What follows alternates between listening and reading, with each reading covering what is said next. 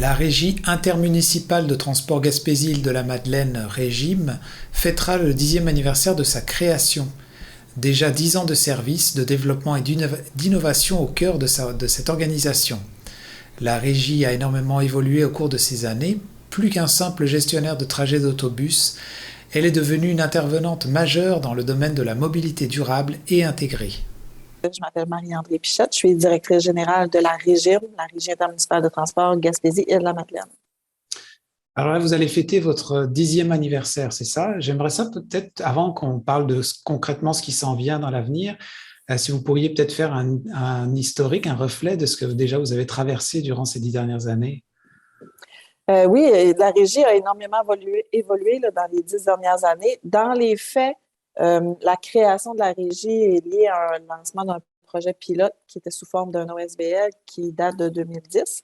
Donc, le projet pilote a duré 2 ans, puis à partir de ce moment-là, il y a vraiment eu un constat qu'il y avait un besoin réel de transport en commun là, régulier pour la région. Et là, la Régie a été fondée là, dans la structure telle qu'on la connaît aujourd'hui. Donc, ça s'est passé en mai 2012.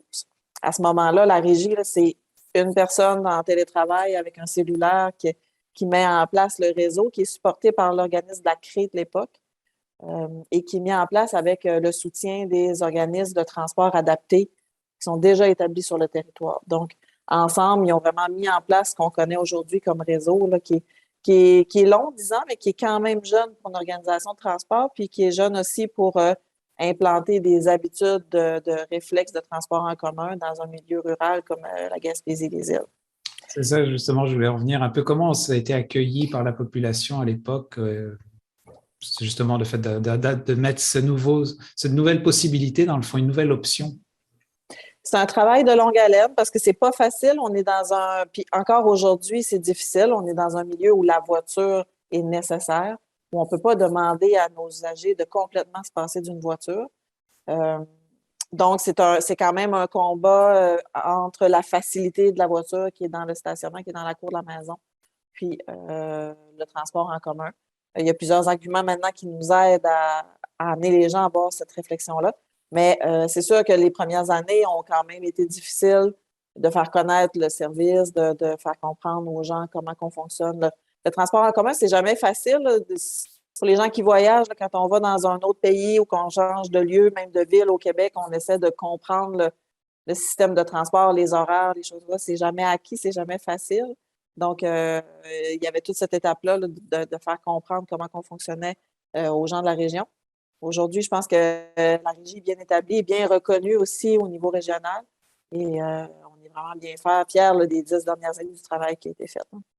Parce que des fois, concrètement, aux habitudes qu'on peut avoir dans les grandes villes, c'est pas forcément pour ceux qui n'ont pas de voiture, c'est peut-être aussi ceux qui ont une voiture qui peuvent peut-être des fois de temps en temps utiliser aussi ce service pour faire juste autre chose. Exactement. Puis maintenant, on essaie d'inculquer aux gens, dans le fond, qui amènent cette réflexion-là, bien, il y a plusieurs arguments. Là, bien sûr, il y a les valeurs environnementales, puis le développement durable qui est lié à utiliser le transport en commun. De nos jours d'actualité, il y a le côté financier. Les gens en Gaspésie font souvent des grandes distances pour aller travailler. On est un petit peu plus habitué à rouler une demi-heure, 45 minutes pour faire certains déplacements, que ce soit au travail ou besoins, études, services.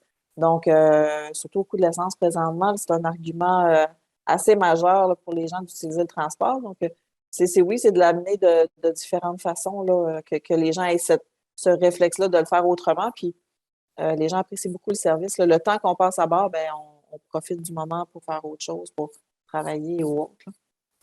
Ouais, justement, concrètement, avant de parler avec peut-être des projets qui s'en viennent, quelqu'un qui nous écoute aujourd'hui, qui a peut-être pas encore fait le pas d'essayer le système de transport, je sais qu'en regardant votre carte, on voit que c'est quand même il y a on peut se déplacer de façon très fluide sur le territoire avec des longues distances de certains tronçons. Est-ce que peut-être vous pourriez faire un reflet de ce qu'il en est déjà aujourd'hui? Bien, aujourd'hui, la régie, c'est 15 véhicules actifs sur la région qui ont des transferts sur la plupart là, entre eux. C'est sûr qu'on n'a pas la flexibilité d'un réseau urbain. On a entre 2 à 8 allers-retours par jour selon les secteurs. Excusez-moi. Ensuite, la régie, c'est un avantage beaucoup c'est la facilité, dans le fond, des gens on fait des longues distances, puis il y a la flexibilité du mode de paiement en ligne. Maintenant, on a les supports à vélo qui facilitent aussi le déplacement d'intermodalité puis de transport intégré. On peut combiner différentes possibilités. On a aussi le réseau Wi-Fi à bord des bus maintenant qui facilite encore plus je dirais qu'il est un petit luxe pour nos clients là, pour qu'ils puissent utiliser le réseau pendant les déplacements. Donc aujourd'hui, on couvre vraiment là, l'ensemble du service. On a plusieurs secteurs qui sont avec ou sans réservation. Donc, on a une flexibilité puis une garantie de trajet qui nous permet de couvrir des plus grands territoires là, sur la péninsule. Maintenant, pour souligner votre 10e anniversaire, je lisais un peu dans votre communiqué là, que vous avez aussi des projets à venir. Comment est-ce que vous projetez les années qui s'en viennent? C'est comment vous rêvez en grand avec justement cette infrastructure-là? La régie, on la voit là, dans les prochaines années comme un intervenant majeur. C'est déjà de plus en plus un intervenant majeur en mobilité parce que l'organisation représente autant au niveau politique qu'organisationnel je dirais, le transport à grande échelle, la mobilité sur le territoire. On devient de plus en plus un intervenant majeur qui est appelé à prendre position dans des projets, dans des situations quelconques. Là. Et aujourd'hui, la mobilité est vraiment un incontournable au niveau de l'actualité. Là, on voit les grandes politiques des gouvernements qui sortent, les réflexions qui se font au niveau des médias sur la mobilité au niveau provincial et autres. Donc, la façon de se déplacer, les moyens de transport sont importants de plus en plus, puis au niveau aussi du développement durable puis environnemental. Donc, où on voit la régie, on le voit vraiment comme un porteur de cette innovation-là puis ce développement-là pour la Gaspésie-les-Îles. On travaille on a implanté là, un système de voitures électriques en partage pour donner accès à un petit peu plus de flexibilité à nos clients, soir et fin de semaine, des périodes où on n'a pas de case horaire là, de transport en commun. On travaille sur des projets de vélos électriques qui vont être implantés cet été dans 4 municipalités sur le territoire, donc qui amènent aussi une offre supplémentaire. On voit la régie au niveau de l'électrification comme étant un premier de ligne. On est une organisation innovante qui a un modèle qui n'existe pas beaucoup ailleurs. Donc, on tient à je dirais, ce titre-là d'être quand même toujours en avance sur l'innovation. Donc, et on travaille là, depuis déjà 2 ans sur l'électrification du réseau. On a une étude de faisabilité de fait. On est en train de faire le montage financier du projet là, de l'électrification complète de la flotte. C'est du travail de longue haleine, mais dans les prochaines années, on se voit vraiment comme un réseau qui offre une multitude de services à ses clients, plusieurs offres à différents niveaux, que ce soit la mobilité active, sinon intégrée, et au niveau de l'électrification aussi. J'imagine que c'est une façon de s'adapter à un niveau, un environnement rural qui est différent, très très différent que les grandes villes. Est-ce qu'on peut atteindre, est-ce qu'il y a une limite à un moment donné, le fait justement, vous disiez tout à l'heure que la voiture, on n'a pas trop le choix dans le milieu dans lequel on vit quand même, et même juste si on profitait quand même des services, puis là j'entends qu'en fait en diversifiant vos services, vous pouvez encore peut-être aller plus ramasser et chercher des gens avec ça, mais est-ce que j'imagine que est-ce qu'il y a techniquement une limite à laquelle on peut pas, j'imagine, dépasser pour des raisons qu'on connaît déjà qui sont rurales? Je crois que oui. Là, à un certain moment, la régie va atteindre un plateau. Puis, il ne faut pas oublier non plus nos services réguliers, ce qu'on fait de base, en développant là, tout ce qui est autour. Oui, ça amène une clientèle nouvelle. Des fois, ça fait juste comme étaler la clientèle qu'on a déjà acquise. Mais dans tout ça, il ne faut pas oublier là, le réseau de base qu'on fait parce que même cette clientèle-là qui utilise notre transport en commun régulier, nos trajets de bus, elle change dans les 10 dernières années. La clientèle a changé. Il y a des gens qui prennent la retraite, il y a des gens qui déménagent, il y a des nouveaux arrivants. Les besoins aussi de cette clientèle-là ont changé. Là, la pandémie a amené le télétravail, l'école à la maison, des nouvelles habitudes de déplacement qui sont beaucoup moins régulières. Donc, c'est important comme organisation de réfléchir à tout ça puis d'être flexible sur nos usagers réguliers, sur ce qu'on fait de base pour ne pas vider nos autobus parce que si on n'a pas cette flexibilité-là, puis que notre réseau de base ne fonctionne pas, puis qu'on a une baisse d'achalandage, ça remet en question tout ce que l'organisation tente de construire. Donc, c'est important là, de garder cette ligne-là. Mais oui, à un certain moment, je crois qu'il y a un plateau, mais déjà de maintenir ce qu'on est, ce qu'on fait, puis la population active là, qui est à bord de nos trajets, c'est déjà du travail là, à chaque année là, de refaire tout ça. Oui, je pense que effectivement, le bon terme, c'est la flexibilité. Mais effectivement, je n'avais pas pensé à la pandémie qui a effectivement énormément changé, adapté aussi ou changé les façons de vivre des gens.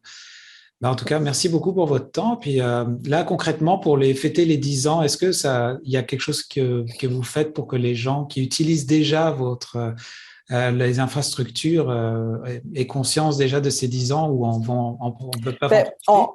on lance une campagne de publicité. Puis cette semaine, pour fêter l'anniversaire, on offre le transport gratuit pour toute la semaine pour tous les usagers. Donc, on a 2 objectifs par cette gratuité. C'est de remercier nos usagers fidèles qui sont là depuis longtemps, qui utilisent nos trajets.